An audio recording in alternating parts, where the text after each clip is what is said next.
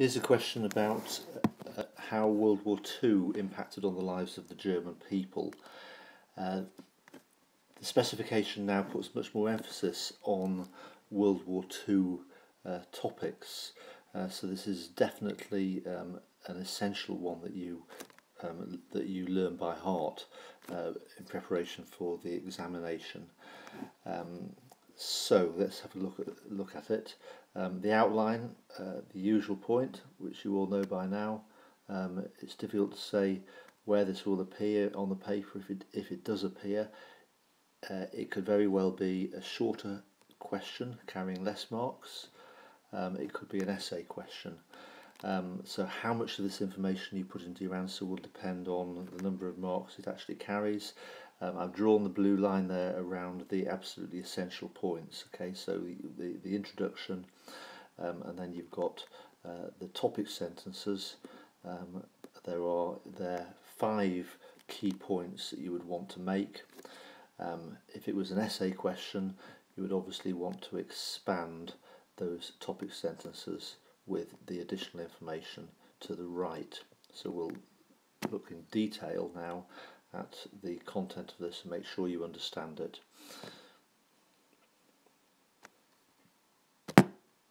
Okay, so first of all, the introduction. Notice the dates. It's 1939 to 1945. It's about how World War II impacted, how it changed the lives of the German people. So the key point you want to make in the introduction is that Germany had been preparing for war for some time. War broke out obviously in September 1939 when Germany invaded Poland. There was no great shock, but also there was no great enthusiasm for war. A useful point to make here is that in 1914, when World War I broke out, that people were on the streets cheering. They were very excited. By 1939, people knew that a war would impact on their lives, so there was no great passion. But on the whole, German people trusted Hitler. And they also, remember, Nazi propaganda was so controlling over their thoughts that they believed the message that the war would be won quickly. And because the war went so well in the first 2.5 years, they on the whole believed that was the case. By the end of 1941, Germany had invaded France and Belgium and Holland and Norway and Denmark, and Poland, of course, and Germany controlled much of continental Europe. There was only one country holding out, and that was, of course, Britain. So that's the sort of general sense you want to get across in the introduction. Now, you don't need to say all of that. A lot of that is there just to make sure you understand it.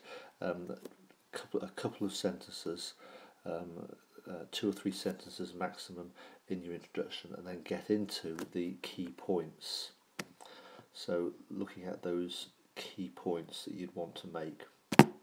The first, now what we're doing here, if you look through the key points as you move down, you're basically following a timeline.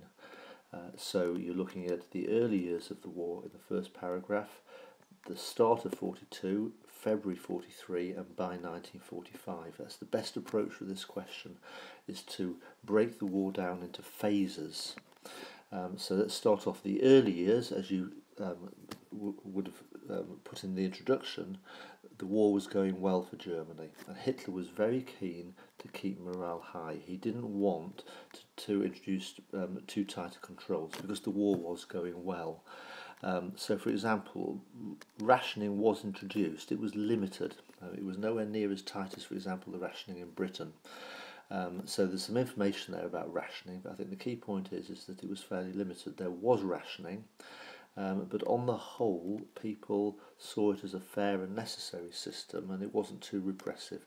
For example, key workers in heavy industry and armaments factories got more. Ordinary life continued in many ways for many people.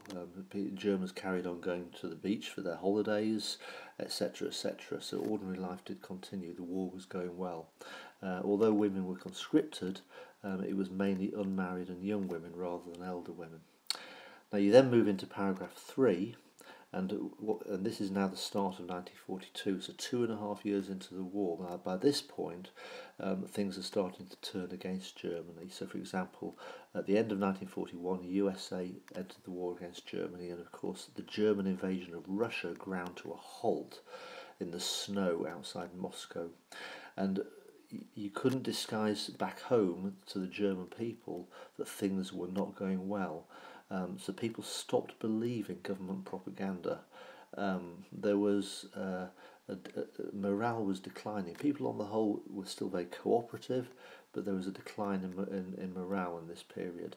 And so tighter controls were introduced. Rationing was now expanded to include a lot more items, and so too was conscription of women.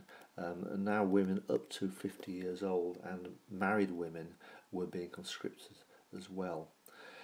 And then the key turning point, paragraph 4, was February 1943, and I used that phrase turning point. That was a turning point year. So try to use that word in your answer. It's a good word, and the markers do like that. In February 1943, Joseph Goebbels called for total war, capital T, capital W, use that phrase. All Germans were now expected to put in the maximum effort, because it was now put across the war was turning against Germany, and it was a question of Germany fighting for her survival as the Russians started to push eastwards. And from the Americans now began their bombing raids. So there were Allied raids, Americans and British, bombing the German cities. Now the two key ones, Hamburg in July 43 and Dresden in February 1945. There's the statistics there, so learn some of those. The number of people, which was absolutely huge, who were being killed and who were being made homeless. Those were key features in 1943 and 44. And then you want to move to the final months of the war. By 1945, of course, Germany was being invaded from all directions. So Russia from the east, America and British from the west.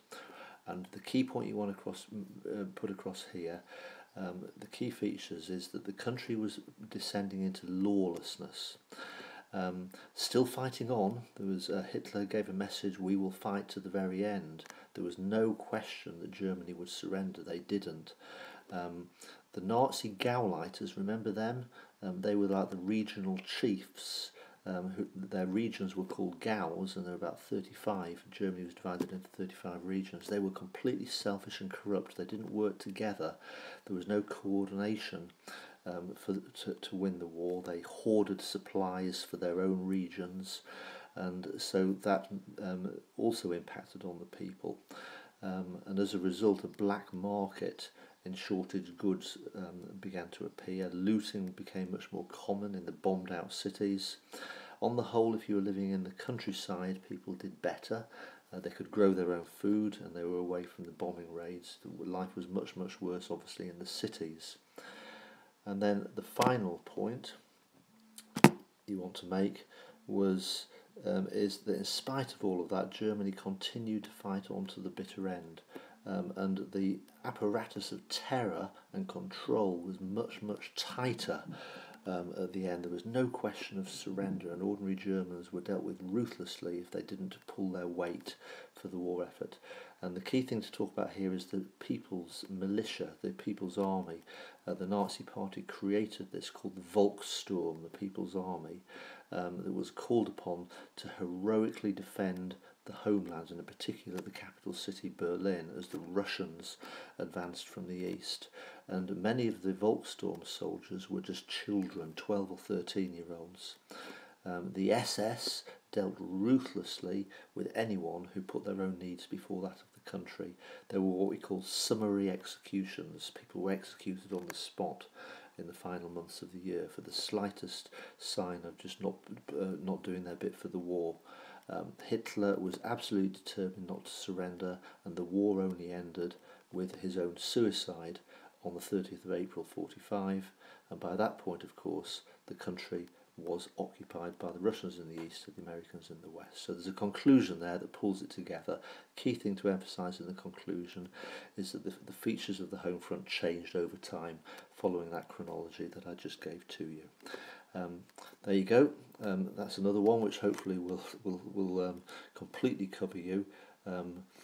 Certainly for an essay question, but remember you could get this as small as shorter questions focusing on different aspects. For example, you could get a question 2 about the Volksturm, so you'd focus paragraph 6 information would be used there for that particular question.